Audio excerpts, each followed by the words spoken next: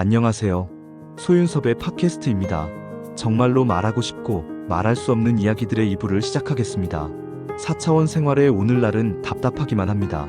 4차원 생활의 부조리와 해코지 그리고 반칙으로 피해를 당하는 상황조차도 말할 수 없기 때문이지요. 더군다나 4차원 생활의 불법을 귀신과 조현병으로 덮어주기만 하는 환경에서는 모든 것을 포기하게 됩니다. 사회는 유기적인 관계를 가지고 있지요. 단절되어 있지 않습니다. 사회의 내부적인 하나의 집단조차도 모든 사람들은 유기적인 관계로 살아가지요. 서로 밀접하게 연관되어 있습니다. 각자가 역할을 해내고 함께 집단을 발전시키지요.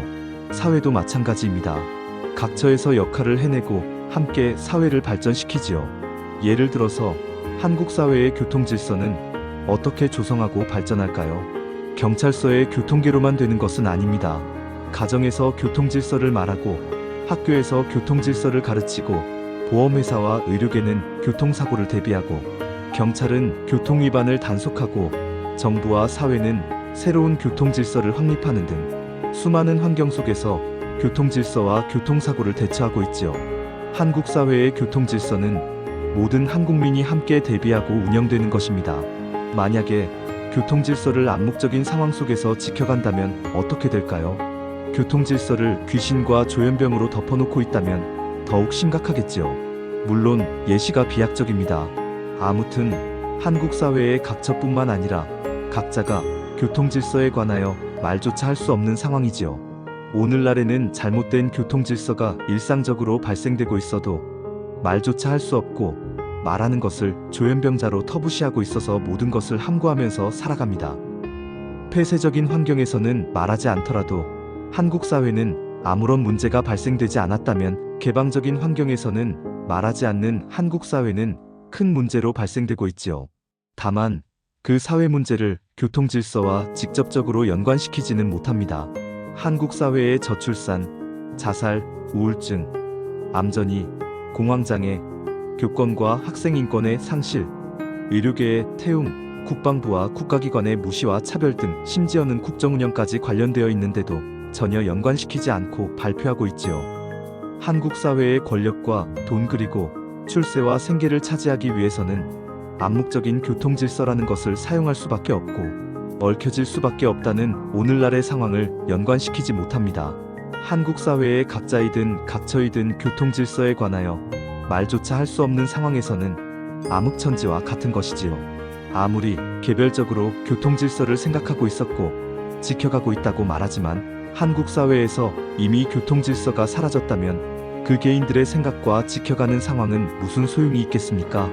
폐쇄적인 환경에서는 한국 사회가 교통질서가 지켜졌기에 소용이 있었다면 개방적인 환경에서는 한국 사회의 교통질서가 사라졌기에 소용도 없는 것이죠. 지구촌 어디서든지 4차원 생활은 귀신과 조현병으로 터부시하기에 투명하게 말하는 것은 심적 부담이 매우 큽니다.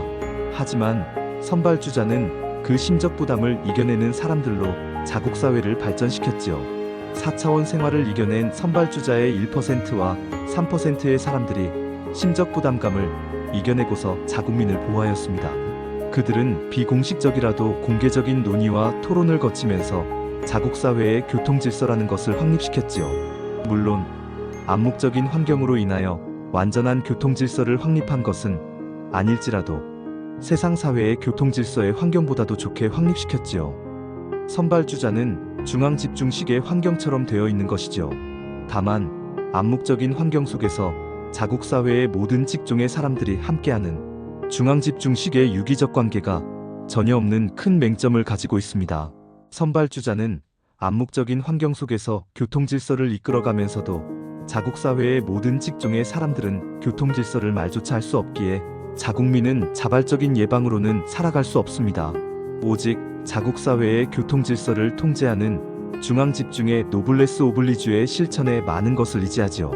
교통질서와 얽혀져 있는 국정운영과 사회운영의 청렴과 책임 그리고 투명으로 좌우됩니다.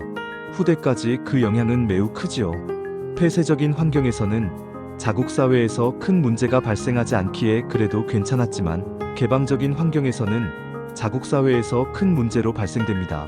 개방적으로 일탈한 사회에서는 중앙통제의 교통질서도 소용이 없는 것이죠.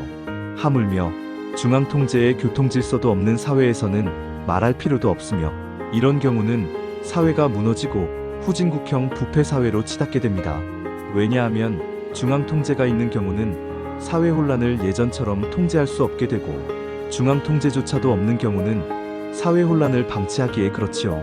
중앙통제가 있든 없든 최대한 대처한다고 하겠지만 자국사회의 모든 직종의 사람들이 유기적으로 함께할 수 없어서 고도갈등, 사분오열, 각자도생의 환경으로 치닫게 됩니다. 이런 환경에서는 자국사회의 모든 것을 관장하는 정치도 돌이키지 못하는 앙금으로 갈수록 커져만 가지요. 자국사회의 보수와 진보는 각 진영의 정부로 수립되면 될수록 완전히 두동강이가 되고 커져만 간다는 것입니다. 자국사회가 고도 갈등, 사분오열, 각자도생의 환경으로 변하게 될수록 화합의 기반으로 이끌어가야 하는데도 두동강이가 된 자국사회에서 정부를 수립하기 위해서 앙금으로 변한 진영에다가 모든 것을 기대기만 하기 때문에 자국민의 통합은 절대로 이루어질 수 없지요. 그래서 한국 사회는 어느 진영이 정부를 수립하더라도 한국민의 선한 삶을 유지시키고 사회 질서를 조성하는 방법밖에는 다른 방안이 없습니다. 절대로 화합할 수 없는 오늘날의 보수와 진보가 함께 할 수 있는 통합의 비결이지요. 어떻든 자국사회의 모든 사람들이 말조차 할 수 없는 상황에서는 유기적 관계는 절대로 작동될 수 없어서 4차원 생활은 바로잡을 수 없습니다. 자국사회의 모든 직종 속에서 혼란을 막아낼 수 있는 유기적 관계를 형성할 수 없어서 그렇지요. 4차원 생활의 유기적인 관계의 최종편을 다음 편으로 기약하면서 소윤섭의 팟캐스트 2부를 마치고 3부에서 찾아뵙겠습니다. 정말로 말하고 싶고 말할 수 없는 이야기들은 계속됩니다. 감사합니다.